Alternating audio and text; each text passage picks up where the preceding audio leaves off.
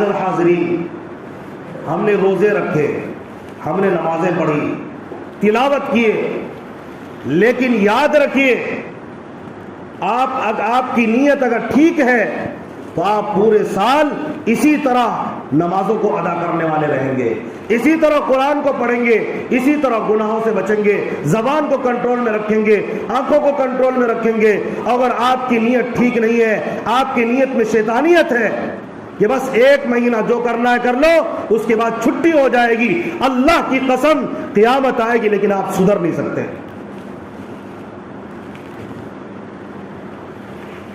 اچھی طرح سے سمجھ لیجئے، یہ صرف اور صرف شیطانی سوچ ہے کہ 1 مہینے کے بعد ذمہ داری ختم۔ نہیں،